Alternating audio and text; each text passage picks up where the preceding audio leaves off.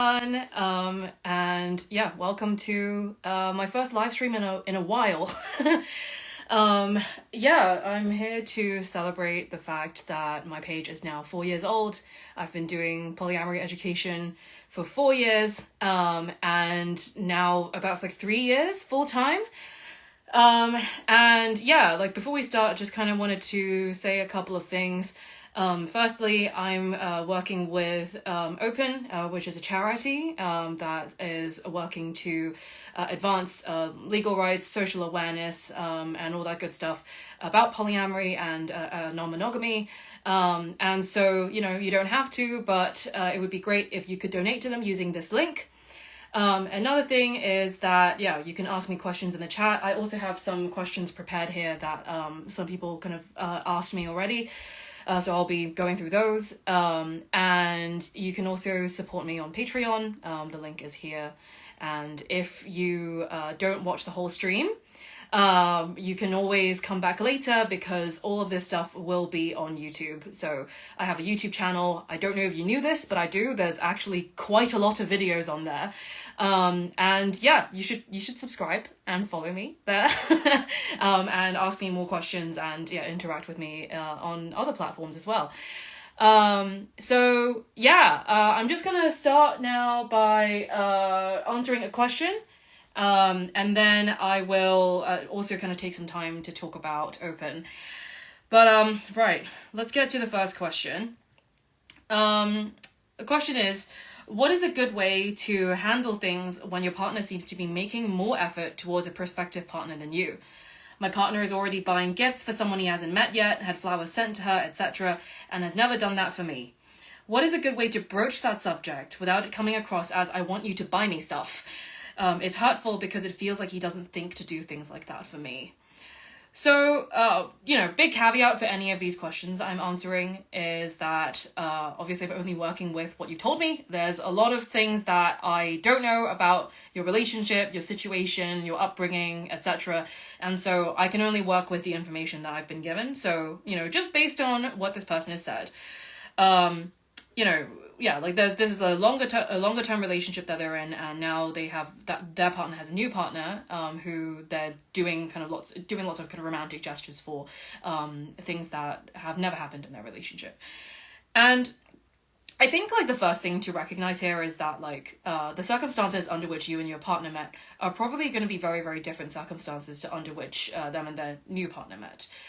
So there's every chance that like when you met, I don't know how long you've been together, but like you and your partner might have been less experienced with like romance and kind of, showing that in general. And also you and this other person are different people. So like perhaps like you don't know whether they've had a conversation where this person was like, oh, I want flowers and I want gifts. And it was only because they said that your partner did that. And if you did that, maybe that would be the same as well, right? But I completely understand where you're coming from with this question where you're like, oh, like they're putting so much effort into this other relationship. And, I thought that like now that this effort is being shown to someone else, like I'm seeing these potential possibilities for my relationship. And now like, this is kind of making me feel insecure, making me feel jealous. And, I want kind of effort to be put into my relationship as well. Completely fair enough things to say. And I think like in terms of handling this, if you were to approach your partner and kind of say things like, oh, I've noticed you're doing all these things and I want these things too, that's probably not going to be achieving what you want, right? Because ultimately what you're wanting is like more effort in your relationship in general. It doesn't have to come in the form of like gifts and flowers, but yeah, like you want more romantic gestures and things like that. And you can say that without having to reference this other relationship that they're in. Like, of course, like I think, bringing it up like as a side thing is relevant, but not making that like the central focus of the conversation you're having might get you somewhere. Because if you go in going like, you're doing this thing in this other relationship, your partner's probably going to be put on the defense. And be like, well, why can't I do these things, right? Whereas if you go from the perception of like, I'm feeling I don't know, neglected, or I'm feeling confused, or I don't know, whatever else you might be feeling. Because like I would really like these things to be done, and I'm noticing that you've done this in this other relationship and not with me, and I would love it if you did XYZ.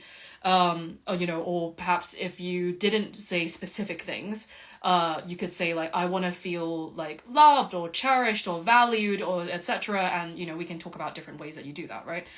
And also, you know, gifts are only one way to show appreciation for your partner. And I don't know whether you're living together or, you know, kind of what your circumstances are, but like, you know, it's very normal for people to express affection and love in different ways, in different relationships. And sometimes it means like, if you have a conversation about it together, and you're like, okay, like what are the ways that I like to receive love? What are the ways I'm already receiving love? Like maybe there are things your partner is doing that you didn't realize or recognize were kind of done out of love, right? Like having a conversation about those things, about what's already happening and what more you would like, might get you somewhere. So yeah, like I think, you know, you can also communicate like how their actions kind of come across to you. And also, you know, in terms of your question, like, how do I say this without coming across as I want you to buy me stuff? You can say that. Like, you can say, I'm not saying this to say, like, you need to spend more money on me. I'm just meaning this in the sense that, like, you doing all this stuff makes me feel XYZ, and I want to feel this other emotion instead. And you can do these through actions, right? Like there's multiple ways to meet the same need, you know? Sometimes it's gifts and flowers, sometimes it's words of affirmation, you know? So having a conversation about that, about these things that you've observed, like, you know, is probably going to get you somewhere. Like, I know like some people might look at this question and probably think like, oh, you know, what if, like, you know, you shouldn't be comparing your partners, you shouldn't be comparing your relationships. And it's like, yes and no. Because I think, you know, while on the one hand, you shouldn't be comparing your relationships in the sense that, like, you know, different people, like, bring you different things and you get, like, different experiences in different relationships. And so, you know, sometimes it's apples to oranges. If you have a need that is unmet, and then, you know, noticing that a need is met in another relationship, like, is a fair thing to bring up. Because like it would be one thing if your partner was like incapable of something, or like, you know, just that it wasn't something that came naturally to them to do a specific thing, and that was just across the board the truth, right? But if you're like, oh, okay, so you can do these things, but I'm just noticing this is not happening in our relationship, like let's figure out why that might be, or whether there's a different way we could go about things, right? So yeah, that's kind of my initial thoughts on that, and yeah, I'm sure there's more context and nuance that I don't know about, but that is my answer based on what you've asked. So I hope that helps. You know, like I think your feelings around this are valid, but it's always important to approach with curiosity. And, you know, to find out more about what's happening, because yeah, like, you know, maybe it's not that like your partner's not thinking to do things like that, or you know, is making more effort, or maybe it's just like they're making effort but in like a different way, and perhaps you're not seeing it. And so it's a good way to just talk about like your relationship in general as well. Okay, wow, already 41 people on here. Thank you so much for listening to me yap. Yeah, so just before I get to another question, and I'm probably going to pick something from the chat, I am just going to take a moment to talk about the charity who I'm working with today. So OPEN stands for the Organization for Polyamory and Ethical Non-Monogamy. And basically, yeah, it's what it says on the tin. Like, they are advocating for like rights and awareness about polyamory and non-monogamy. I feel like their efforts are mostly focused in America. I might be wrong, but yeah, at least they're a charity founded in America. And yeah, you should check out their work. They've done a fair amount already. I'm just gonna say, like, you know, in 2024, like, they got kind of polyamory featured in like quite a lot of different publications. They coordinated a global week of visibility, and there were a lot of like virtual and in-person events that they were organizing. They passed 2 municipal non-discrimination ordinances in Berkeley and Oakland. And also they got 6 Fortune 500 companies using their resources to advance inclusive workplace policies. and they're partnering with Out and Equal, which is the leading global LGBTQ plus workplace advocacy organization. So they're doing some pretty cool stuff. Like my work is mostly in like the social media sphere. Like I'm just making silly videos and kind of talking to you guys and talking about my experiences and sharing more personal stories on Patreon, stuff like that. But yeah, like and I have a background in law, but I haven't really been, using it. But these folks, they're like advancing stuff like, legally, politically, financially, things where like it really, really counts, as well. So yeah, check them out and donate if you can. So, okay. In terms of, I also just want to mention their 2025 plans as well. Like, so they're looking to expand non-discrimination protections to 8 new cities. They've created a toolkit for that. They're going to help some major companies create inclusive workplace policies that include polyamorous people.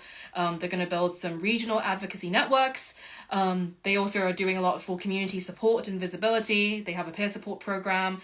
They're expanding their week of visibility. And they're partnering with academic institutions to do more research and things like that. And just creating more free resources for non-monogamous people in America and also across the world. So yeah, pretty cool stuff. And so that's Open, the Organization for Polyamory and Ethical Non-Monogamy. Okay, so there is a question someone asked here. I can't find it now because I'm scrolling. Okay, I got a question from EMC Flippy. That is, how do you deal with change when new partners come into your partner's lives?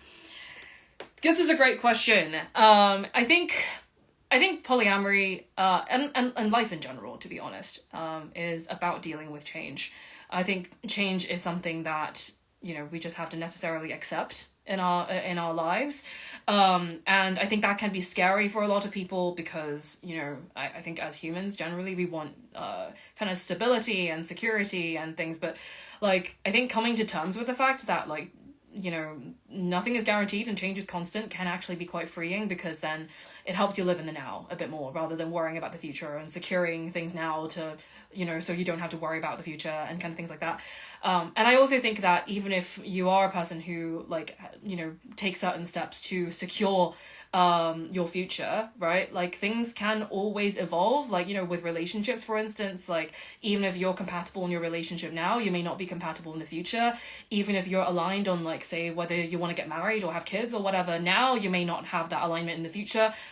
People change and relationships change. And, so yeah, like when I look at relationships that are long-term and, have been going on for like decades, say, like, yes, people probably put in a lot of work to make that happen, but also I strongly believe that a huge component of that is luck.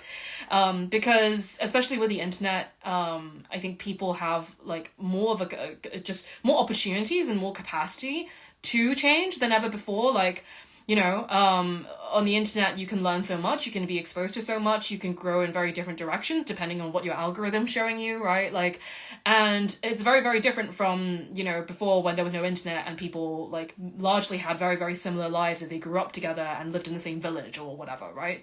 So, like, I think that in a way relationships are less stable than they used to be, or maybe not less stable, but it's just, I think it's harder to maintain a long-term relationship than it ever used to. And, like, I'm not even mentioning like dating apps and kind of like the plethora of options that are now available to you and kind of, what consequences that has, right? Like, but yeah, like, I think that like all of these, like just have an impact on our lives and relationships in general. And so I think change is just a very necessary kind of thing about life to deal with. But to answer your question about change when new partners come into your partner's lives, I think, like, it's a broad question, right? And I think when you say change, like, do you mean, like, change just literally in the sense that your partner has a new partner now? Or do you mean change in the sense that, like, oh, now, like, there's an additional person whose routine you have to kind of accommodate and more schedules to consider and things like that? Or do you mean, like, emotionally, like, a change that's happening because perhaps, like, if this is like the first time you're actually actualizing, a non-monogamous relationship, then you're like, oh shit, we're actually putting theory into practice. Like, you know, it's gone from, you know, us kind of thinking about this in fantasy to like actually being reality, and I have some feelings coming up about that. So depending on like the kind of change you mean, then I would approach those things pretty differently. I think like there are practical concerns, like I said, you know, scheduling being one of them. And, you know, lots of kind of communication needs to happen like between people, on like what that might mean. Because yeah, like with time management, for instance, like I think it's really important to, like, how do I say this? I think in most monogamous relationships, like in terms of like time spent with your partner, like the kind of default expectation is that most of your time is going to be spent with your partner. And you know, obviously not always, but you know, that is the kind of societal expectation. And usually like if you say like, you know, took your partner everywhere, or you never went traveling without them, or never did social things without them, like obviously not all monogamous couples are like that, but you know, if there was a couple like that, people wouldn't really bat an eye, right? Like it's kind of normalized. Whereas in a non-monogamous relationship, things are a bit different, because there is no longer the kind of default expectation of like, oh, you have one partner and they're the most important person in your life or whatever. I mean, it shouldn't be anyway, but like I think it's kind of more highlighted in a non-monogamous dynamic. And so you have to be a lot more intentional with your time and intentional with your scheduling. You can no longer rely on like, oh yeah, like we live together and all of these things, so you know, I'm gonna see you around, right? Like, and we're gonna spend our evenings together and things like that. You have to look at your schedules and be like, okay, how often do we want to be going on dates every week? Because, you know, you also have this other person who you're going on dates with, and how often are you going to be seeing each other, and how can we make sure that everyone's needs are met and everyone's schedules are aligning and everyone's happy and no one's upset, right? Like, so I think just even with that alone, there's going to be like logistical things that you want to discuss. Like, okay, you have a new partner. What does this mean for you? What does this mean for me? What does this mean for our relationship? What does it mean for your relationship? What changes are going to be happening? What changes might happen in the future? And how we're going to keep each other in the loop about that. How soon do we notify each other about things like that? How often do we want to check in about changes we want to make to the relationship? You know, I don't think it's really possible for me to list all the possible things to discuss when changes happen, but hopefully that gives you an idea. Because yeah, like there's practical stuff, there's emotional stuff, and all of these things need to be kind of discussed, ideally up front. But also I think like I said earlier, things can be very unpredictable. Like even if you feel like you've discussed everything that there is to discuss, unexpected stuff can still happen, unforeseen circumstances and changes can still occur. And again, that's part of life. It doesn't mean that you did anything wrong or your partner did anything wrong. It just means that, like, yeah, this new situation happened that you didn't expect, and now you can figure out how you're going to navigate through it. It's kind of, yeah, like, I don't know if that helps or not, or whether that, like, answers your question, but, yeah, like, hopefully that helps. Okay, oh my gosh, so many people are joining. Right, I'm going to get to a question that was submitted in the form. What are some good ways to move from being anxiously attached to your partners to securely attached? Okay, so I think attachment style, I think has become like such a huge kind of buzzword, you know, and I'm not saying that it's not useful. Like, I think that broadly, like anything like, you know, personality tests and, you know, Enneagram and even star signs, right, like help you get closer to understanding yourself, and if that helps, then that's awesome, right? But I also think it's really important not to get too prescriptive about these things, because I think attachment style, firstly, is something that can change over time. Like, I think a lot of the existing literature around attachment theory seems to make you think that, like, one, you know, it's very, very hard to change your attachment style, or like that, you know, the best attachment style is securely attached. And, you know, I don't know how helpful that is, to be honest. And I would say, like, and also, what do you mean when you say you're anxiously attached? And what do you mean when you say you want to become more securely attached, right? Because anxious attachment encompasses so many things. Like, you know, are you thinking about, like, say, like, you know, what people call it clinginess or neediness? Like, is it, are you actually clingy or needy, or is it just how it's being perceived by your partner because they're a different person to you? And, you know, like, is this how you're showing up just generally across your relationships, or is it showing up in this specific relationships? Because, like, what I find, like, I used to think, like, oh, I'm this attachment style. And then actually I realized that, like, sometimes it's about the people that you're with, and like some people bring out more anxious tendencies in me and other people bring out more avoidant tendencies in me, and all of that needs to be looked at, right? So, you know, you as a person are not as static as people kind of try to say you are. Like, you know, you embrace different facets of yourself in different relationships. You're a different person in different relationships, and also depending on like how your partner is, like, you're gonna obviously respond to them differently. Because, yeah, like, I mean, I hate to use clinginess as an example, but it's just the one that's coming to mind for me. Like, I used to think that I was a clingy person, until then I had a clingy partner, and then suddenly I was being avoidant. So, you know, like, I think it really depends on the dynamic that you have. And so, yeah, like, you know, attachment style, like, yes, comes from like parenting, or whoever your family of origin was, and, you know, the caregivers you had growing up and kind of things like that. But I think also, like, in your adult relationships, like, yeah, like, your attachment style can change quite a lot, and also depends on the person you're with.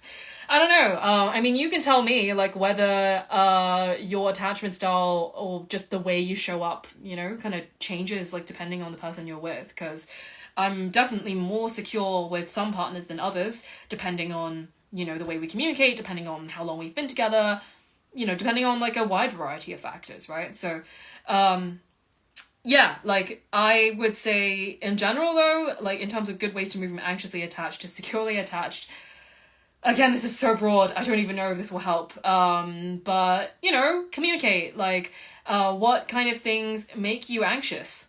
You know, like, what kind of actions from your partners are like, you know, trigger kind of more anxiety in you? Is that what they mean? Is that how it's coming across? You know, is there like a bridge? Is there a bridge you can make in terms of like your communication methods?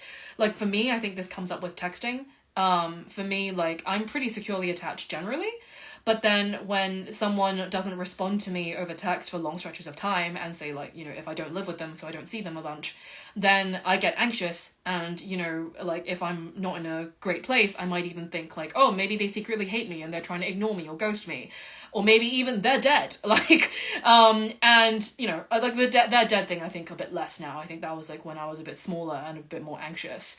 But, yeah, you know, like, this, like, I ended up having conversations with my partners about, like, oh, this is something that happens sometimes, and so maybe we can set an agreement for, like, you know, how quickly we want to be responding to each other. What is a realistic time frame to which to respond to each other? Is that something you can do? Is that something you have the capacity for? And some might, you know, generally speaking, like, like, my kind of sweet spot is 24 to 48 hours. Like, if someone gets back to me over text within, like, you know, a day or two, then I'm happy. Like, anything within that window, that's chill. But equally, you know, I've had partners who are like, I, you know, don't use my phone or whatever as often as you do. And, you know, I can be like offline or just doing my own thing or stressed with work or whatever for long stretches of time. So unfortunately, I can't accommodate you with this thing. Like, I can't get back to you within kind of 24, 48 hours. But that doesn't mean I don't care about you. But yeah, like, this is like a standard that we need to set and discuss in our relationship. So, you know, and once I know, like, oh, this specific person not responding to me within 48 hours doesn't mean that anything's wrong or that they hate me. It's just like they're busy and they have this and they have these other commitments or like whatever, and so I don't need to worry. Obviously your mileage may vary. Like, I think you know, I'm pretty relaxed about these things depending on the specific relationships I'm trying to form with people. So, you know, my needs are not universal. I think they're kind of depending on things. But yeah, I think just starting with a conversation on like what makes you anxious, and then figuring out like how you communicate with each other, and then how your actions are landing with the other person, will help you create more security, because like then you're not misinterpreting their actions and making assumptions and jumping to conclusions. I think that's how you create security. Like, whether you're anxious or avoidant or whatever, like, that's how you create security. Just understanding where the other person is coming from, and understanding why they do what they do, and how they do it, I think is really important. So, thank you to everyone who's just joined. Okay, I'm gonna take a sip of tea because I'm gonna be yapping for quite a bit. Right, where are we at? Oh, I forgot to mention, regarding Open, who you should donate to, they're currently matching donations until the end of the year. So, like, if you donate 5, someone, like, they have a donor who's, like, matching your donation, so basically your gift will go further. So, basically, if you donate any time between now and the end of the year, like, whatever you donate will be doubled. So, now is a really, really great time to give. And yeah, like as far as I know, like, there aren't many kind of charities like actively working to like advance the rights about kind of polyamory, non-monogamy specifically. So, you know, if you're passionate about that, then you can find out ways to get involved. Okay, let's see. Okay, I got a question here. I have been non-monogamous for many years, and I currently feel the best I have ever felt. Awesome. In trusting and secure polyamorous relationships. Something has come up for me, though. I am struggling to process and work through this. As one of my relationships has grown, I find myself looking to the future in a way I haven't before. Kids, life building, nesting. While I see evidence of polyfolk building families successfully, I can't shake this feeling that the dynamic of us both having multiple important emotional commitments outside our relationship could be a real barrier to, for example, having children. I want to believe it's possible, and part of me does, but I'm really butting up against a growing fear that you can't have your cake and eat it. I feel at least some of these fears are coming from monogamous paradigms that are ingrained and not serving me, but I'm also worried that some of the fears are legitimate and I'm finding this hard to reconcile. P.S. You are amazing, thank you. Okay.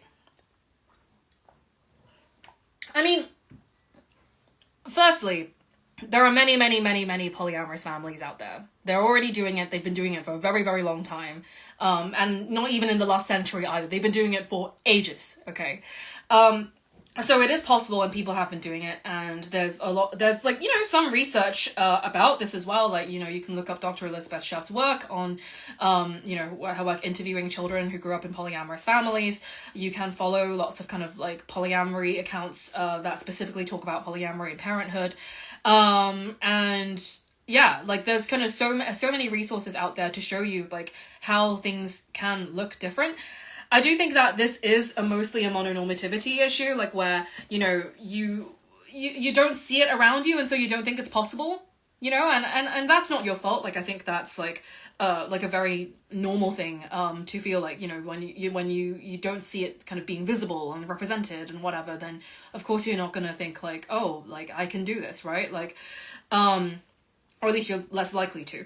And so yeah, like I think kind of exposing yourselves to like that kind of research and, you know, those resources online will firstly give you the confidence to be like, oh, okay, other people have done this, so I can do it too.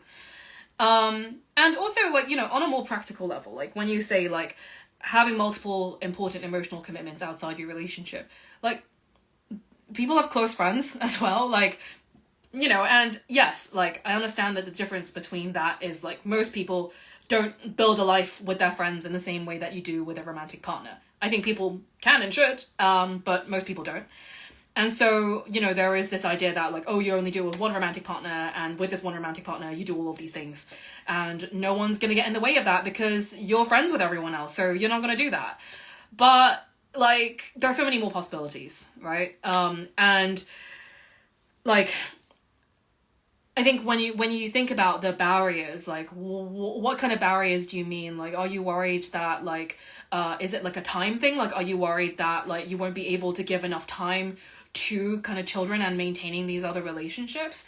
Are you worried that, like, it's like an emotional capacity issue, like where like there's kind of too many people to care about or something like that? Is it like a kind of like, are you worried that like other partners like might want things that like you and an existing partner already want, and then you might not be aligned on those things?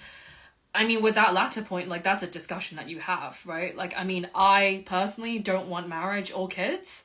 And, you know, that's something that, like, I say to, like, everyone that I'm dating, that, like, that's not in my life plan.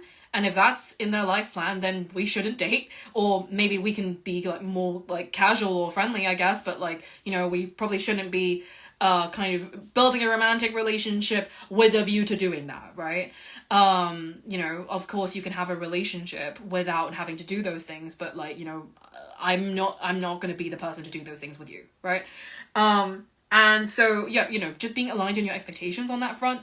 Like, if you're the kind of person who, you know, you're polyamorous, but you only want to have kids with one partner, you know, which is a common thing. Like, you know, a lot of people do that. Some people like to raise children with multiple partners, or some people like to, you know, have one partner who they actually do the kind of, you know, biological stuff, but then, you know, they have other partners who, like, you know, help out and chip in and become co-parents and that kind of thing. There's loads of different ways you can do this.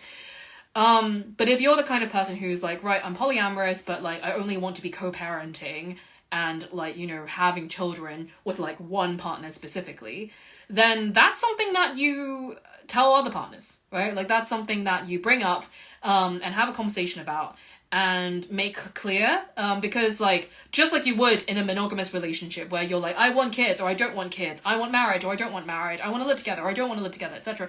Like, you would do that in a non-monogamous relationship as well. The only difference is, like, I'm doing it with this person but not with that person, right? Like, so I think, like, if like the practical stuff is a concern for you, then that's something to like establish at the outset, and so, you know, like, no one's confused about what the expectations are in that respect. And yeah, like, I'm not saying that your concerns aren't legitimate. I just feel that, like, so some of it is mononormativity, and of the stuff that isn't mononormativity, you can talk it out. You can talk it out. You can discuss compatibility with different partners. You don't have to be doing the same thing with all of your partners. You can customize your relationships. It's all, you know, very choose your own adventure. So, I hope that helps. Okay, I'm gonna have a little scroll and pick something from the chat. Let's have a look. Oh wow, more people joining.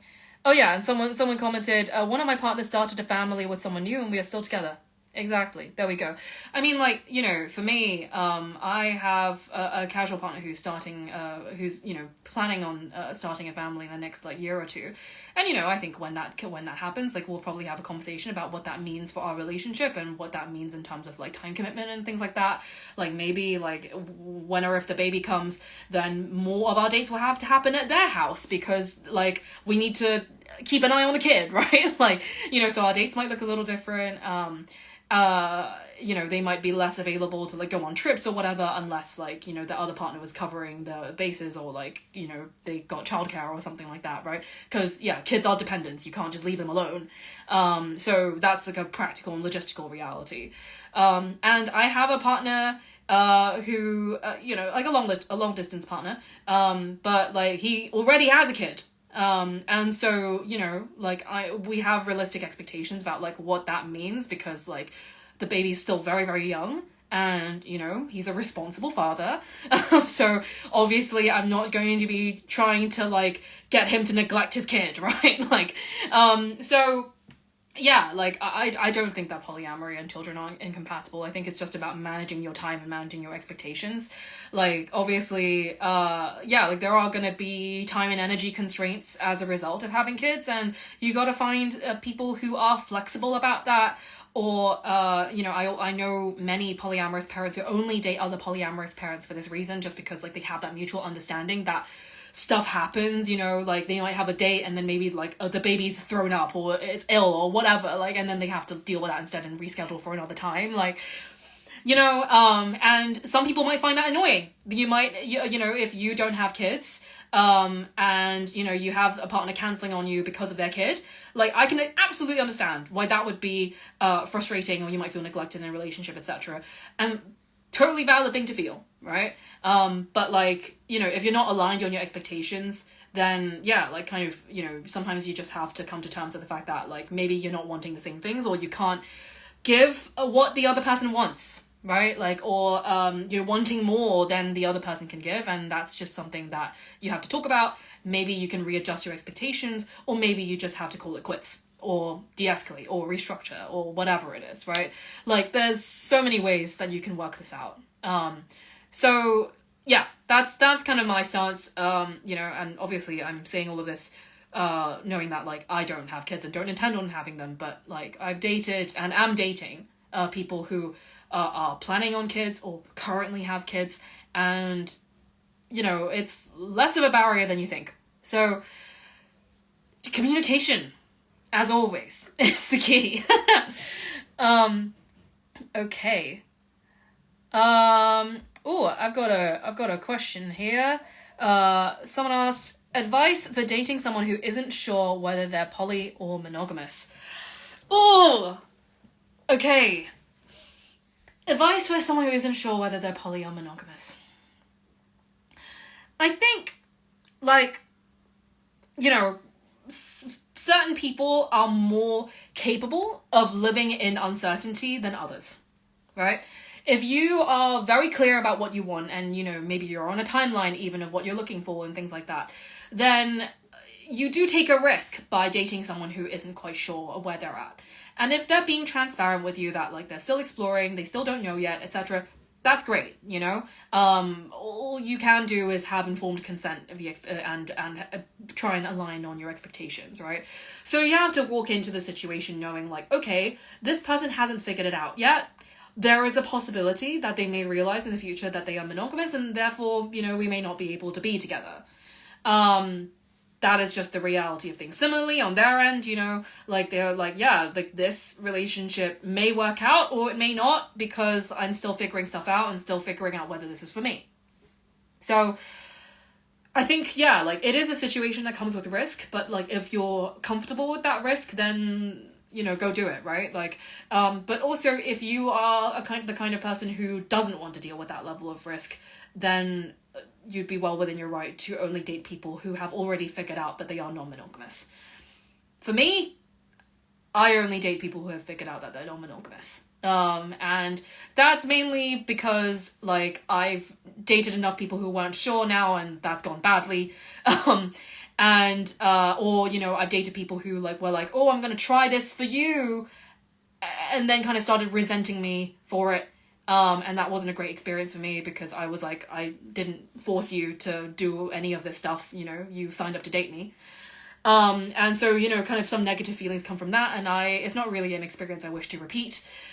But, you know, so I only kind of tend to date people who, like, know, like, for sure that they are polyamorous and non-monogamous. But also, again, like I said earlier, change happens. I recently, you know, broke up, de-escalated, whatever. We went back to being friends, with someone who I'd been seeing for, like, 2 and a bit years, who, when we met and throughout, like, our whole dynamic, was like, I'm definitely non-monogamous. I love open relationships. I'm, you know, like, I've been doing this for a long time. I'll never change. Recently, he realized he wants to be in a monogamous relationship. People change. And of course that was upsetting. And, you know, like, and we had a talk about, like, what that meant and stuff. So, you know, I've minimized the risk of that kind of thing happening, where someone reverts to monogamy, but I haven't fully eliminated it. Like, I don't think you can really fully eliminate risks most of the time. So, yeah, like, I think you do what you can to create, like, a safe or safer experience for yourself, but also, you know, sometimes it's fun to take some risks, and I think everyone has a different metric on, like, how much risk they're comfortable with.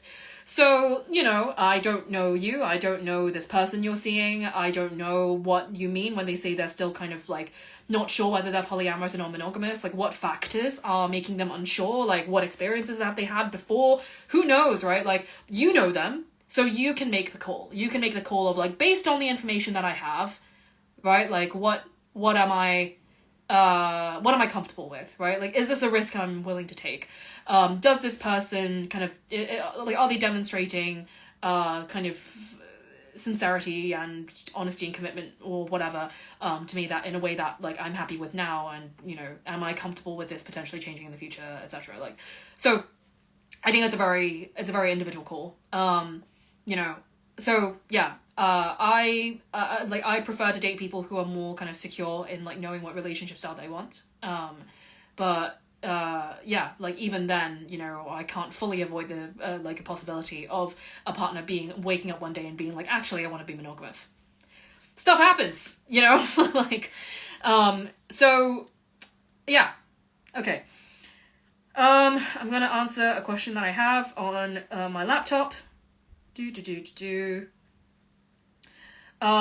What do you do when your partner's nesting partner wants a completely parallel experience and won't allow you in their home while you're more comfortable with a more integrated or garden party dynamic? How do you participate respectfully while advocating for your needs? Okay, so to be clear, the person who is asking the question wants, like, you know, more, I guess, interaction, maybe more kind of like friendship and getting to know their partner's other partner. Whereas, you know, their metamor, so their partner's partner, you know, wants things to be kept entirely separate and won't allow the person who's asking the question in their home. So the home of, I presume, the partner and metamor. So presumably this person's partner and metamor live together, and because of this desire for parallelness, they're not allowed in the home. I think, like, I did a workshop a while back about nesting arrangements in polyamorous relationships. If you want to find it, it's on my Patreon. Go to this link, patreon.com/polyphiliablog, and then add /shop and find a workshop called The Polyamorous Home. The Polyamorous Home is basically a workshop containing all of my thoughts about cohabitation and polyamory, whether you're living with one partner, living alone, or living with multiple partners, or whatever. You know, like, that workshop covers all the bases in terms of like things to think about and consider around like cohabitation and polyamory. So if you want my full thoughts on that, then go there. But, you know, for the purposes of this live stream, what I will say is that, like, I would love to know what your partner feels about this, because right now you've said your preference for like a more kind of kitchen table type thing, and you've stated that your metamor wants a more parallel thing. But then but you haven't said what your partner wants. And just to be clear, I'm not saying that like your partner needs to force the two of you to get to know each other. I'm not saying that. Just to be clear. What I am saying though is that, like, depending on what your partner's preferences are, like, how do they feel about the boundaries around like the kind of shared space? Because yes, your metamor has every right to want to feel safe in their own home and to not want to see you, but I mean, based on what you're saying, won't allow you in their home is what I'm working with. Won't allow you in their home, like, ever? Or do you mean like while they're there? Because, like, I can completely understand, like, someone being like, yeah, like, I don't want to see my metamor, I want the relationships to be separate, and so, you know, when I'm in the home, like, I don't want my metamor to be there. Like, I think that's a bit more understandable than being like my metamor is, like, straight up banned from the home. Because your partner lives there too. Like, your partner, presumably, you know, like, wants to, like, invite you into their home and share that space with you. It'll be more easy to arrange dates and have sex and stuff like that, right? Like, so I think, like, I don't know, you know, like, it's one thing to say I want our relationships to be kept separate, and it's another thing to say this partner is banned from the home, you know? So there's one thing does not necessarily lead to the other. Like, I've been in many kind of parallel dynamics where I simply saw the partner when their other partner wasn't there, but that didn't mean I was banned from the home. So I think there's like more, this is more than just about kitchen table versus parallel. This is about like boundaries around sharing space and using your home. Because your partner has every right to, like, just as much right, like, as your metamor, to decide, like, what happens in their shared space. And I mean, personally, and you can disagree with me if you want, but, like, I personally don't think it's fair to, like, have, like, a universal ban on, like, specific guests, especially if they're, like, your partners. Like, does it really bother you that much if your partner and their other partner have a date in your shared home while you're not there?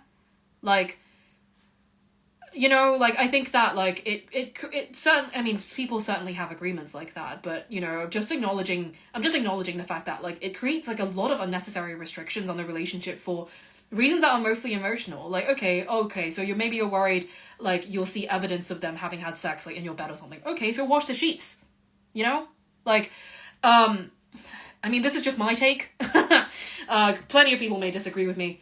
But yeah, like, I think that, like, if you are living with a partner, like, you need to be having discussions around, like, hosting people, you know? And yeah, not wanting to interact with your metamors is fair enough. You're not obligated to. But banning them from a home, I feel like is a bit of a stretch. So yeah, like, I think actually, you know, what you might need to do is talk to your partner about, like, how they feel about the kitchen table versus parallel thing, firstly. And then also ask them, like, how do you feel about, like, your boundaries around the home? Like, do you want to host me in your space? Or do you agree with your partner that I'm not allowed there?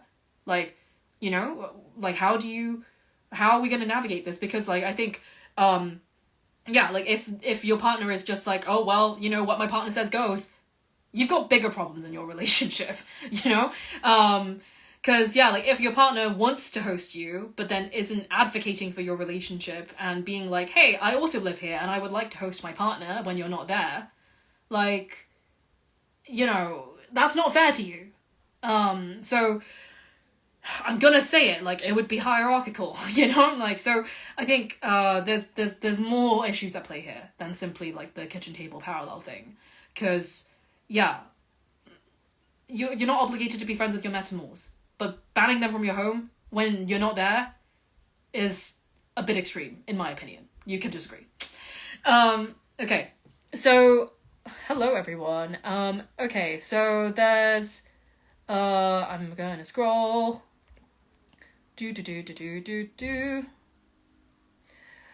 Oh my god, like, so many people are joining and I'm trying to find questions.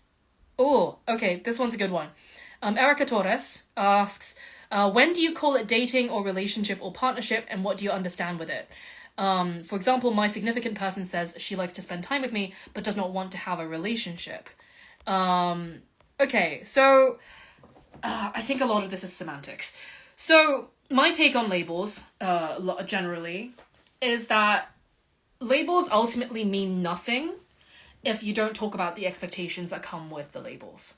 So what I mean by this is, say, you know, you and someone else are like, oh, we're partners now, or we're girlfriends, or whatever.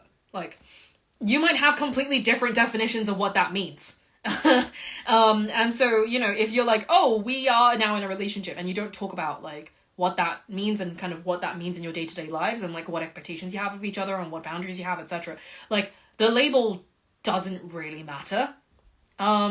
So yeah, like, I think, you know, people can have very flexible definitions on this. For me, the word partner is a very flexible term. I say partner to mean romantic partners, but I also say partner to mean, like, casual partners. So, you know, someone who I am seeing on a reasonably regular basis in a romantic / and or sexual way is a partner. So, you know, like, even if it, like, if we've been on, like, say, I don't know, 3 to 5 dates and we are planning to continue seeing each other and we've, you know, formalized like a commitment in terms of time spent together in that way, then, like, I would call that a partnership. But that's my definition, and that's my definition as I discuss it with my partners. Your definition might be different. Some people don't want to say, oh, I'm in a relationship, or oh, I'm in a partnership, unless we've done these things or we're doing these things. And that's entirely fair. So I'm not here to tell you what the universal definition for partner is. I'm telling you to have a discussion with the person you're seeing about, like, what they mean when they say they don't want a relationship. Like, what are the things that they don't want? And what are the things that they do want? That's the real conversation you're having here. Not the kind of specific label. Don't get me wrong, labels are important. I think labels can be helpful, because, like, ultimately they get you closer to, like, more of a shared understanding. And, you know, when you're communicating to other people, like, hey, this is my girlfriend or whatever, like, you know, it's a shorthand way of like specifying, oh, these are the things we do, or these are the expectations we have, right? This is the nature of the relationship, rather than being like, oh yeah, like we cohabitate and we emotionally support each other and we, you know, like it's shorthand, right? It's shorthand. And labels can also be important to feel validated, you know, to have your partner introduce you as their partner to other people, and to be like, wow, you know, other people are recognizing and validating our relationship, you know? So I'm not saying labels are unimportant, but I'm just saying that, like, if you don't discuss the label without also discussing the accompanying expectations, then you potentially run into a lot of issues that way. So it's really important to discuss both the label and the expectations and make sure that they are the same. Or if they're not the same, then navigating, like, how you feel about that and whether you're comfortable with that, right? Everyone is different. Okay. Oh, great question here. What ways do you like to indulge in NRE in a fun and healthy way, and in what ways do you stay grounded in it? I gotta say I don't love NRE. Like, honestly, for me, a lot of the time, NRE, by the way, is new relationship energy. It's the term that you use for when you're in a new relationship, and it's exciting, and it's what people call the honeymoon stage of a relationship, basically. I don't love new relationship energy. I just got a question. I gotta answer this. Are you bisexual? Yes. I thought that was very obvious from my page. Anyway, like, what was the question? Oh my god, ADHD. The question was NR. Yes. But the point I was making was, for me, it's less about new relationship energy and more about new relationship anxiety. Because like in the new stage, in the early stages of a relationship, like, yes, it's fun, it's mysterious, it's exciting, but there's a lot that I don't know about my partner. There's a lot of unknowns, and you know, like, I'm just kind of living in the uncertainty of, like, getting to know this person, and while it's kind of, you know, exciting to feel the passion and desire, etc., like, I think I'm generally pretty grounded now. Like, I've unfortunately learned that, like, if I, like, really lean into my NRE, it usually ends badly, because I end up not seeing red flags, and I end up, you know, potentially, like, not bringing up things that should bother me, and then, you know, that biting me in the ass later. So for me, I don't really, like, indulge in NRE. Like, it's something that, like, I'm very careful with, just because for me personally, it's gotten me into some not so great places. So I always keep my head on. And does it make kind of the getting to know you stage a bit less fun? Yes. But do I also want to protect myself? Yes. So that's important to me. I mean, equally, again, this is like the risk-taking thing, right? Like, how much risk do you want to take on by, like, indulging in the new feelings and potentially kind of missing things? Like, can you do that? Because, yeah, like, I think if you have, like, the rose-tinted glasses, it can be, like, it feels fun, but, like, it's a lot harder to kind of spot things early on that you need to be aware of if you want to build something long-term and sustainable. So, yeah.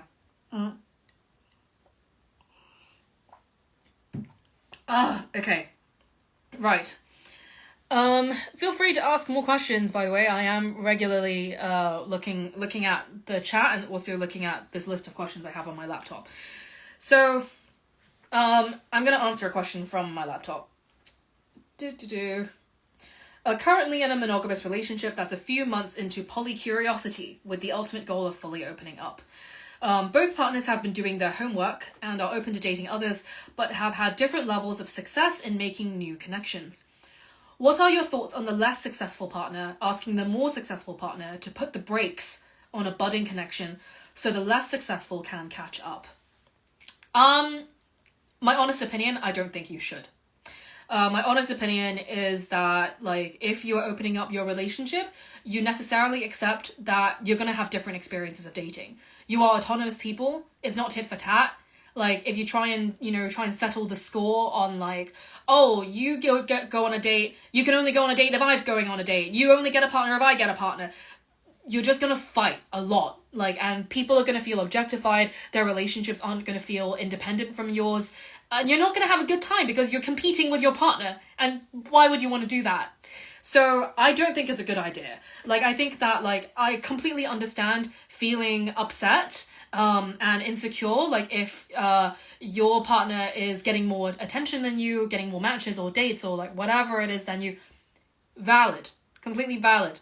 However, policing their dating life and trying to be like, you know, I don't want you to go on a date until I've gone on a date or whatever, like, is not going to serve you in the long term. Because I promise you, if and when, and probably when, the tables flip, where like you know, the other person is like, you're the person who's like suddenly more successful and your partner is the one who's less successful, because it always happens, the tables always turn, like then you're gonna feel really resentful. And so I think it's really important to recognize that while the feelings are uncomfortable, that like you need to work through them and not try and like run away from them, because if you're in a position, and also give your partner the autonomy to date, like, you know, like people aren't like relationships and people like aren't like things to pick up and put down depending on how your dating life is doing. Like, you know, like if your partner, say like if you and your partner like both have a partner and then one of them breaks up, like, and then your partner's like, well, this is unfair because now my partner's just broken up with me and your relationship is going really well, so like you guys should break. No, that would be ridiculous. That'd be incredibly hurtful to you, incredibly hurtful to the person you're dating. Why would you do that, right? Like, so like going through the hard emotions now and accepting that, like, yeah, like, you know, we may have different experiences of dating, depending on, you know, I can get into desirability politics, like, some people are seen as more desirable than others. People, depending on gender, have different experiences on dating apps.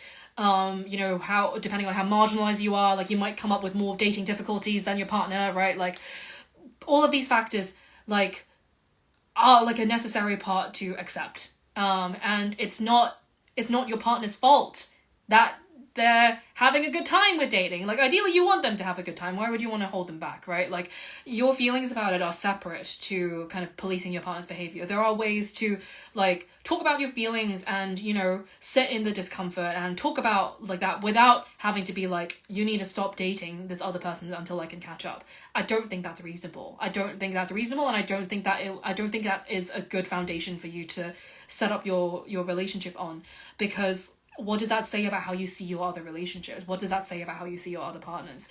How are your partner's gonna feel, like, knowing that, like, you have this tit for tat thing? Like, it's not gonna be a good time. So, like, yeah, I mean, there have been periods where, like, I've dated more people. There have been periods where my partner's dated more people. There have been periods where, like, I'm not dating anyone at all and my partner's doing super well, or vice versa. Like, I think you just have to roll with the changes. You have to roll with the changes. You may have feelings that come up with them, but like that doesn't mean restricting your partner's like kind of dating life and autonomy. I think those are completely separate things, and they need to be kept separate if you want to recognize each of you as fully independent people who are engaging in fully independent dating lives. Because yeah, like if you want to be fair to your other relationships and you want to be fair to each other, you got to give each other that freedom, even if it is uncomfortable. I think I think that's pretty kind of clear on like kind of my values around this. Like, I don't think that you should be running away from experiences that are uncomfortable but not actively like dangerous or causing you harm. Like, if you go back to monogamy or try to place more restrictions on things just because you're feeling uncomfortable, you're never going to grow. You're never going to grow in an open relationship. You got to move through it. So, okay. Let's see. I've done a little bit of a rant. Right. This is a good question. And actually lines up with, someone asked me, how do you find the time for polyamory with a busy schedule? And someone here has also asked, how do you manage to have the capacity for more partners? I also struggle to regularly spend time with close friendships, but I feel like I want polyamory. I mean, like, I think, like, yeah, like, as they say, love and affection is infinite, but time and energy are not. And, oh, hi, Saskia. What was I saying? Yeah, love and affection at infinite, time and energy are not, and therefore different people have different levels of time. And I think, like, depending on what you're doing for work, depending on whether you have any dependents, like kids or, ailing parents or whatever, like, you're gonna have more or less time than others. And so I think it's about working backwards on, like, what are your priorities in life? Like, what do you want to be giving time towards? Like, say, I don't know, let's take your work schedule, for instance. Like, do you work a 9 to 5? Are you a freelancer? Do you work shifts? That's going to radically change how you do polyamory. Like, I'm very fortunate in that, like, myself, and, everyone in my kind of immediate polycule, so, I mean, my partner and his other girlfriend, like, all of us work very variable schedules. Like, both of them do, like, shift work, and it depends on the week. And for me, I mean, I'm self-employed, so my hours are whatever I decide them to be, which can be 18 hours one day and 0 hours the next, right? Like, and so we have a lot more flexibility than the average polycule. Say, if we were all working 9 to 5s, then we would all have to be scheduling our time around the evenings and weekends, right? So there isn't, like, like, we're kind of basically all of our free time is the same, and so we have to manage that. Whereas, like, for me, like, there are constantly periods where, like, one of us is busy but the other isn't, like, and so we can, like, navigate around each other's schedules and be like, oh, you're busy on this day, so that'll be easier for us to go on a date, and then you can go on this day, and, so we can all be flexible around each other. So, yeah, like, I think, yeah, taking in your work, taking in, like, how much time you want for yourself, how much time you want for your friends, and seeing what is left over. Like, and if what is left over is not much, then figuring out if there's a way you can create more time somewhere.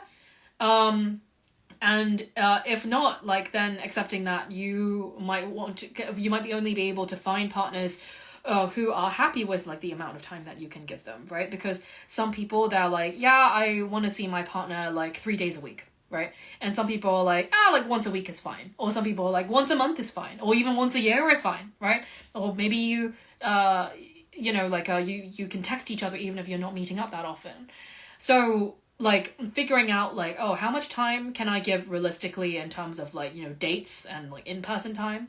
And how much time can I give realistically in terms of, like, daily, like, texting and whatever? Like, am I much of a texter? Do I want to text this person every day? Do I want to send memes? Like, do we want to do video calls or voice notes or whatever? Like, these are all questions you to ask yourself. So, like, yeah, but also, unfortunately, like, some people don't have the time for polyamory. Like, if you have, I don't know, if you are a single mother working 3 jobs to take care of your kids, you're probably not going to have that much time for polyamory or for, well, anything else, really. And I think that's, like, a fault of the system. And I think, like, we have to kind of acknowledge the conditions we live under, and the kind of logistical realities of things like children as well, and the kind of, practical difficulties that come up with that, because kids are dependent on you and you have to look after them and you can't neglect them, right? Like, and kind of factoring that in when you're figuring out, like, how much you can give to other people. And also being good with your partner selection, because, like, even if you get on with someone and, you vibe and whatever, it doesn't necessarily mean that you want the same things out of the relationship, or that your needs are compatible. Like, if you have a relationship, like, if you really get on with someone and you can realistically only offer them 1 day a week, but they want to see you, like, 2 days a week, then, like, you either adjust your expectations or you don't date, because you're just going to make each other unhappy. So I think that's really important to consider in terms of time management. Okay, so I'm trying to see if anyone's asked any more questions in the chat while I drink some tea.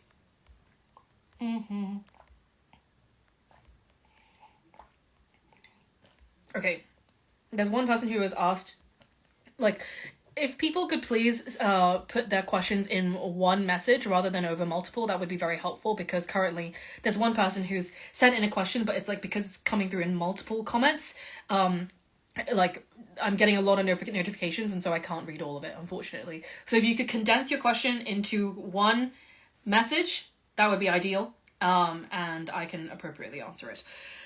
Right. Da, da, da, da. Oh, this is such a good question. I got a question here that says, I'm new to wanting to embrace a poly life. How do I explain on the apps I don't want casual hookups at this stage while I am exploring this? This is such a good question because, yes, that is definitely something that I know a lot of single polyamorous people deal with. I dealt with this when I was single and polyamorous. It is extremely annoying because, like, yeah, like, unless you already have an existing partner, people don't really take you seriously, like, when you say that you're polyamorous. And, I mean, to be honest, even if you do have an existing partner, they don't take you seriously. People just don't take you seriously when you're polyamorous. But especially when, like, you know, you don't have an existing partner, and so people are like, oh, well, I can make them monogamous, or, oh, they're just casually dating, or whatever. Yeah, extremely annoying. I feel your pain. So, how do I explain on the apps? You just explain on the apps. You just say, I am not looking for casual hookups, I'm looking for XYZ. And anyone who doesn't understand that can get the fuck out. Anyone who is trying to, you know, say like, oh, so like this means that, you know, you want to be monogamous in the future, right? Like, oh, when are you going to settle down or whatever? Block. Unmatch. Swipe left. Seriously, like, I really, like, I think you are wasting your time trying to explain to monogamous people. You are wasting your time. Like, I get that by only dating other non-monogamous people, your dating pool has just shrunk massively. And depending on where you live, you know, you might only end up with, like, I don't know, 5 people, right? And that sucks, like, but I'm 100% sure you would rather do that than wade through all the shit of having to convince people who you are and have them not take you seriously anyway, or throw judgments your way, or, you know, slut shame you, or like whatever it is. No one has time for that, right? Like, don't feel obligated to educate people when dating is exhausting enough already. Like, if I have to get to a point where I'm explaining basic shit about what I want when I've said it very, very clearly on my profile and people are still not reading, they're wasting my time. I'm gonna swipe left. So, seriously, you know, to answer your question of how do I explain on the apps, you shouldn't be having to explain. Just put it on your profile, and people who don't get it, don't get it. The girls that get it, and the girls that don't. Like, yeah, like, if people are thinking you want casual hookups, they're not for you. You don't have to justify yourself. Just unmatch. Like, don't waste your time. Like, I promise you, while it means that you will get fewer matches, it also means you will have less stress. And dating is already exhausting enough. You don't want to be trying to add more things to your plate to make it even more complicated. Like, as a polyamorous person, I strongly encourage you to, like, date other people who are either curious about non-monogamy or, ideally, in my opinion, already non-monogamous. Like, already non-monogamous, not in the sense that they already have a partner, just non-monogamous in the sense that, like, that's what they want. So, like, if you're swiping on the apps and you're seeing, like, oh, like, this person identifies as monogamous, or, like, this person is looking for something casual, then swipe left. They're not what you want. You know, if it's not clear, maybe you can send a message and ask and clarify. And yeah, vet people. Like, if you match with someone who you find attractive and you're not really sure what they want, ask. Like, just being like, hey, just before we get into the flirting or whatever, like, I just want you to know that I'm polyamorous, this is what it means, and I don't want casual hookups. What are you looking for? And, I mean, I guess people can still lie to you, but, like, then that's on them. Like, you've done everything you can to put yourself out there, be very, very clear about what you want. You've done your part. If people are still gonna fuck you over after that, then, you know, that's not your problem. Great question. We're getting more questions about dating. Where to meet polyamorous people offline? What are the stereotypical hobbies? Bouldering? Bouldering is indeed one. I don't know what it is. Apparently polyamorous people love rock climbing. My partner's a rock climber. I have another kind of casual partner who met their long-term partner through rock climbing.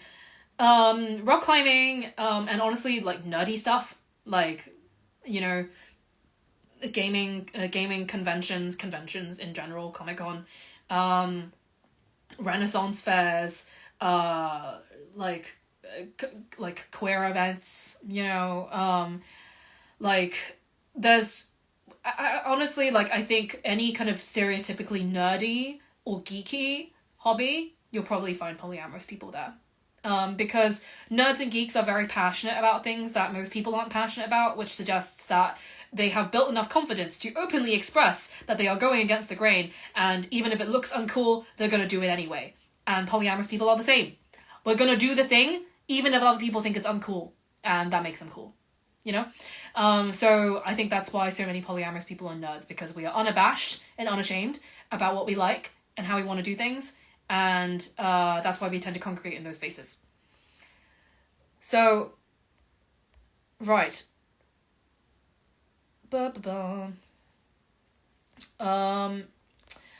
Let me try and find... Oh, yeah, also, like, yeah, just regarding stereotypical hobbies, like, like, I literally made a post about this, like, are you a Dungeons and Dragons polyamorous? Are you a Renaissance Fair polyamorous? Are you a raving polyamorous? Or are you a bouldering polyamorous? Tag yourself. So, let's see. I'm gonna answer a question from my laptop now.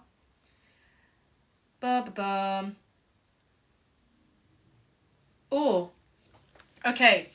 Hi, I'm in a new triangular polycule. Okay, and my nesting partner keeps comparing my experience with our new partner to theirs, commenting how they feel our new partner is more into me than them, and so they don't feel good enough for either of us. Now I feel self-conscious about showing affection towards our new partner in front of them. How do I help them work through their insecurities and not feel bad about developing my relationship with my new partner? Oh, okay. So this is a conversation that I've actually had within my own polycule, because, like, I think that, like, when you are like all hanging out, for instance, like, then, you know, like, you have to be very conscious of, like, how your actions come across. And, you know, like, in my polycule, we've managed to work it out fine, because, like, something about me is, like, I like cuddling, but I only like cuddling for short periods of time, because otherwise I overheat. Whereas my metamor can cuddle for long periods of time. And so, you know, when we're hanging out, my partner might cuddle me for a while, but then probably for most of the night, like, he'll be cuddling his other girlfriend. And I'm fine with that, because I don't want to cuddle him anyway. Like, because I'll overheat, I'll be uncomfortable. And I'm not gonna perceive it as, like, oh, because they love each other more or whatever, you know? It's just, like, a sensory sensitivity thing. But, you know, that required a conversation for us to understand, like, okay, when I do this, it doesn't mean that, you know? It means this. And I think also, like, talking to your partner about, like, how, like, in what ways they feel you're kind of more into your other partner than them, like, and also when they say that, like, what do they need from you, like, what are they asking from you? Because they're probably not saying for you to stop being affectionate with your other partner. They're probably just saying they want you to be you to be more affectionate with them. Like, it's probably, yeah, like, I think they're using this like this other relationship to bring this up, but they're not saying to stop. They're telling you to, like, be more affectionate with them. Like, I've been through this exact thing. So, like, I can tell you from experience, that's how we worked it out. Just like talking about your actions and talking about what those actions mean and how those actions are landing, and then trying to get more aligned, and on the same page about, like, where you're at with that kind of stuff. Okay, I'm gonna try and answer a question. Right. Yeah, like, I forgot to answer the last part of that question, was, like, how do I help them work through their insecurities and not feel bad about developing my relationship with a new partner? Like I said, you shouldn't feel bad about developing your relationship with a new partner. And, you know, like, I think the relationships are ultimately separate, right? Like, even if you stopped being affectionate with your new partner, it doesn't necessarily solve the issue of your partner feeling unloved, right? So the solution is to talk to your partner about the insecurities and figure out a way to meet their needs and continue doing what you were doing, because there's nothing wrong with that. That's not the issue here. And if there continues to be kind of comparison between you, then that's like a bigger conversation you need to be having, right? Like, because, like, I think it's fair enough for you to feel self-conscious, and I think it's fair enough for you to bring that up. And, you know, to say, like, hey, like, I'm feeling self-conscious now, but I want to do this, and, like, I don't feel it's wrong for me to show affection to my other partner, and I don't want to stop showing affection to my other partner because you're feeling this way. Like, is there a different way we can navigate the situation, you know? Like, keep things separate. you know, like address one issue at a time and don't point your finger at the wrong thing, like, because you being affectionate with your partner is not the problem. Like, it's maybe a lack of affection that's going on in your other relationship. That's the issue. Honestly, like, if you want to learn more about like how my polycule navigated through this, because like literally like this exact discussion happened very, very recently, like, go to my Patreon, because like the video came out today. So you should watch it. Like I uploaded a new video. It's called My Partner Made a Huge Mistake. And basically I talk about like a miscommunication that happened in my polycule, how we navigated through it. And I showed like screenshots with consent, shared some screenshots of the conversations that I had with my partner and with my metamor, and how we sat down and navigated the whole situation and all the notes that I took and things like that. So like my Patreon is where you should go if you want to learn more about my personal life. More details about like how I navigate my relationships, more details about the specific conversations that I have with my partners, you know, romantic, casual, whatever, and you know, just the very real kind of conflicts that come up in my dynamics, because I think conflict is a necessary part of relationships. It's how you learn more about each other and grow closer, and there are healthy ways to navigate conflict and there are unhealthy ways to navigate conflict, right? So I think it's really important to like I personally don't feel comfortable sharing my private life off to like my public platform, because anyone can find it and it might end up in the wrong hands. But my Patreon is where I talk more about my relationships in detail, because the people who watch my stuff there are more likely to be supporting me. So if you want to learn more about my personal life, go there, please. I'm gonna, let me see, what other questions do I have? Okay. How would you explore polyamory with gender diverse or non-binary identities? What discussions would you focus on in regards to body, sexuality, and respect, especially if some partners are more restrained by cultural gender roles and the gender binary? Interesting question. So I identify as agender. I've talked about this on my platform before. You can find it on my website. Like, you know, it's not something that I mention every single day, but like, yes, I am technically non-binary. I'm agender. I mean, I think it really depends on the non-binary person, because obviously, like, a non-binary person, you know, they might like have like a gender dysphoria, they might have body dysphoria, they might not, they might be kind of medically transitioning, they might not be, they might dress in a specific way, they might not. You know, for me personally, like, my gender presentation, like, is fairly, I guess, feminine. I don't really put much effort into trying to look androgynous, because it's not important to me to like show kind of my gender through my, like, how I look. I'm fine with people perceiving me as a woman. I don't really care. It doesn't make me any less non-binary if they perceive me as a woman, you know? But that's very specific to me. Whereas, like, someone who I'm dating at the moment is non-binary, and, like, I guess in terms of their presentation, like, they're a lot more androgynous than me, and it's kind of something that is, like, pretty important to them. So, yeah, like, you know, I think it really depends on the non-binary person you're working with here. Like, what does non-binary mean to you? Like, what does this mean in terms of, like, how you want to be perceived, how you want to be treated, how you, you know, like, in the bedroom, like, how you want to be touched and how you want to be pleasured? Are there certain parts of your body that, like, are more triggering, like, to touch? Like, how do you want to be navigating that, right? Like, I think these questions should be asked anyway, regardless of gender identity. Like, cis people should be having these conversations as well. But yeah, obviously, you know, with people who are like trans or non-binary, you know, they may or may not have a more complicated relationship with their body because of their gender, and so it's important to be sensitive around that. And so, yeah, like, just having a conversation and asking the non-binary person in your life about, like, what being non-binary means to them, how you can affirm them, and affirm their identity, right?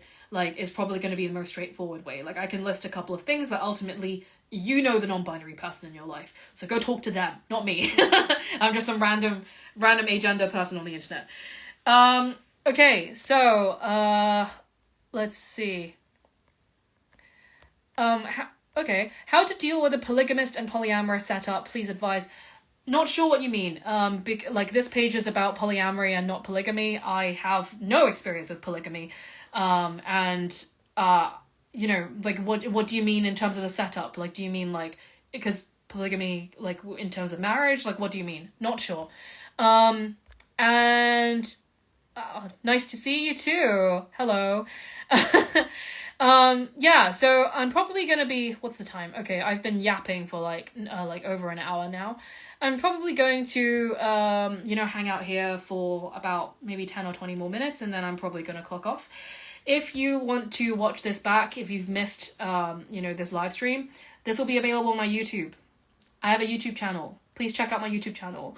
And there's a lot of videos on there, actually. I just uploaded like a lot of videos that I did this year. Videos. A lot of talks and workshops and things that I did this year.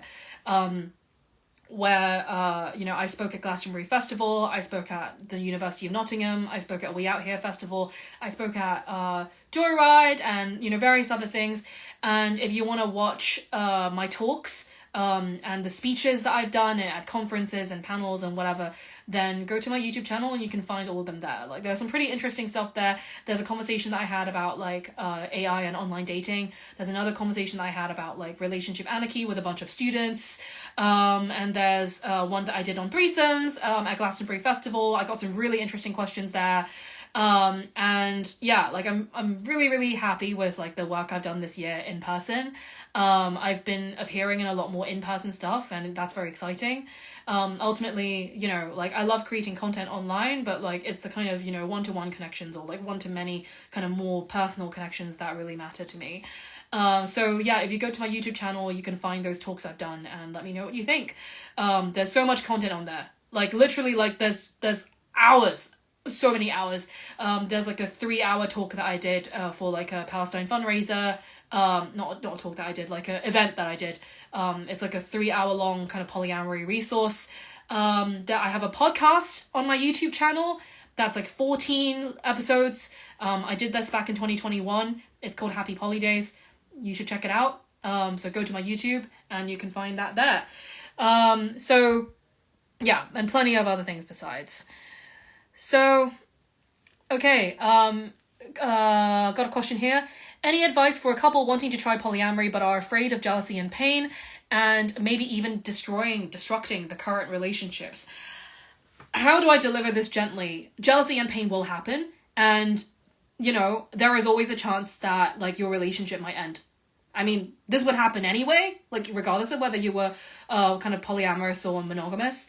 Like, things change, and sometimes as a result you go in different directions and relationships end. I think like there's no point in me trying to kind of cushion that for you, like, because if you are introducing something new to your relationship, even if it's something that you both agree to and enjoy and want and whatever, like you may come out of the experience changed, and you may come out of the experience wanting different things from it. Because just because you were compatible in a monogamous relationship doesn't mean that you're compatible in a non-monogamous relationship. You might want completely different things out of non-monogamy. You might have different dating styles, you might have different views on hierarchy, you might have different views on like how you want to date. You know, there's kind of so many things, and some of those things are reconcilable and some of those things are not. So, as for jealousy and pain, I think that like you have to work through the jealousy and pain. Jealousy and pain happens anyway in monogamous relationships, maybe not in the same kind of scenarios, but like they still happen. Conflict, I think, is a very necessary part of relationships. Like I said earlier, there's no point trying to run away from conflict, because then you're avoiding a conversation and avoiding getting to know your partner better and, you know, like, yeah, and reaching a common understanding, right? Like, so I think like if jealousy comes up, embrace it. If jealousy comes up, talk to each other, and do some introspection, you know, like, but don't run away from the experience because you're worried about feeling jealous, because people get jealous in monogamy anyway. You're not doing anything particularly different here. Like, the jealousy may feel more scary because you're doing something new, but it's not something that should be preventing you from doing polyamory if it's something that both of you know that you want and you're excited about. Like, so if it's something you want, take the risk, you know, because like the alternative is like, you know, being in a monogamous relationship that, yeah, sure, feels safe and familiar, but you may not be feeling as fulfilled as you would be if you were trying this thing that you want to try, right? So yes, like, I'm not gonna pretend that like your relationship isn't gonna end. It might, definitely, you know, like, and I'm not gonna pretend that like there won't be jealousy and pain and you can just communicate through it all. Of course there will be. Relationships have ups and downs. Like, I think that's the reality of things. And if you're doing something new, you're gonna make mistakes. You're gonna hurt each other. And yeah, you know, and you have to learn to figure out whether it's just growing pains or whether your partner's deliberately trying to hurt you or whether you messed up in not communicating something, you know, like, so yeah, like, I think embracing the reality of change and embracing the reality that like conflicts can come up and they're not something to be afraid of is going to serve you well. Like, trying to run away from jealousy and pain in any scenario is not the solution. If it's something you want, then, you know, like the risk versus reward is only something that you can decide. But yeah, like, loads of people open up their relationships and then break up. Not because polyamory like leads to relationships breaking up, but because polyamory and opening up a relationship to polyamory is a change, and not all relationships weather all changes. Like, or you might discover something new about yourself while you are exploring this that turns you into a different person, and then, you know, leads you to a different outlook on life and make you less compatible with your partner. That's always a risk, but it's always a risk with anything else, right? Like, you know, yeah, like, changes could happen in so many other different respects. Opening a relationship is just one way your relationship can change. Many people have kids and then their marriage goes to shit. Right? Like, even if kids was something that they wanted, like, sometimes like change can break a relationship, and that doesn't mean that like you shouldn't do it, because ultimately I think it is a personal journey, and I think it's something that like ultimately everyone's trying to reach better understanding of themselves, and if a relationship has to end because of it, then it is what it is. So I think you have to go in with realistic expectations of like what this means for your relationship. And like, if you're trying to keep the relationship stable at all costs, then, you know, there are some things that you may be limited by in terms of what you can do in like your other relationships. And that's all I'm going to say on that. But like, yeah, like, I think you have to embrace the kind of jealousy and pain and stuff, like, in order to move through it, especially in the early stages, because there definitely is going to be jealousy and pain. You're not going to be able to do all the research and then have a perfect polyamorous experience. That is not realistic. It's not a realistic expectation. You need to be prepared for conflict and hurt to come up and to deal with it and to navigate through it, not run away from it, if you want to get to the other side and be in a successful non-monogamous relationship. Hope that helps. Okay. Let's see. Right.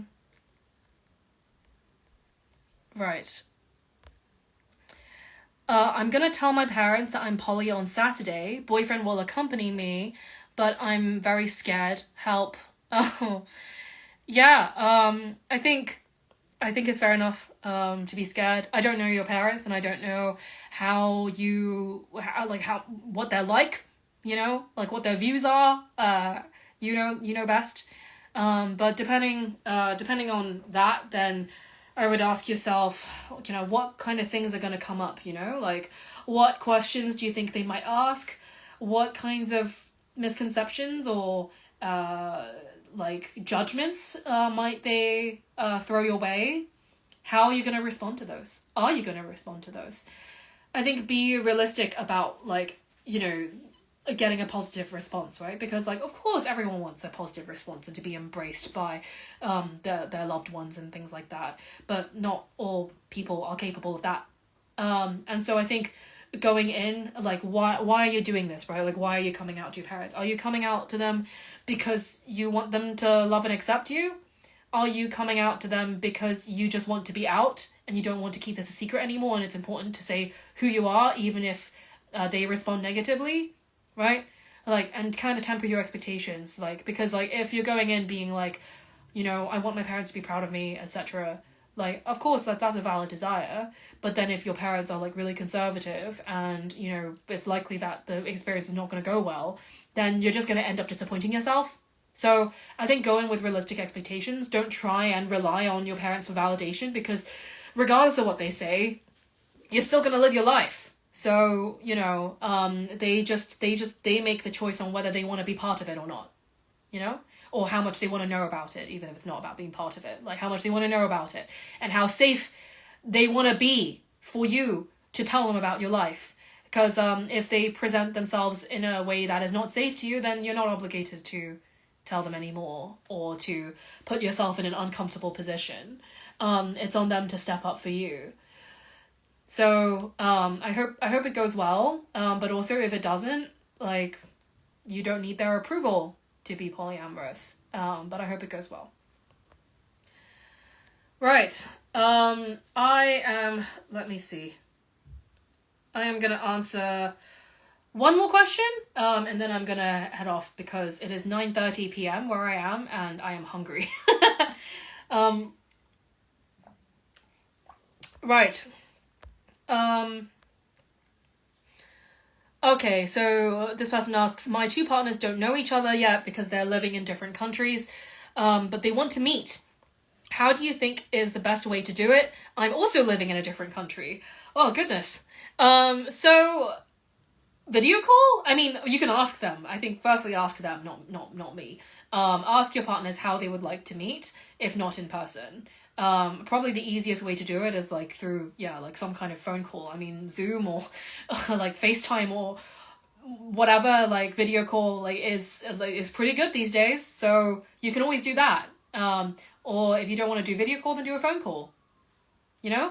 Also ask them if they want you to be there. Like ask them if you want to just put them in touch and they can chat, or if you want to be there to introduce them to each other and maybe get them started. Yeah, what? Yeah, kick the ball and get the ball rolling. That's what I was trying to say. I was like, kick the what? Get the ball rolling by trying to maybe say like things that they have in common and, you know, get things started. So, and kickstart the conversation. That's what I was trying to say. I was getting my idioms mixed up.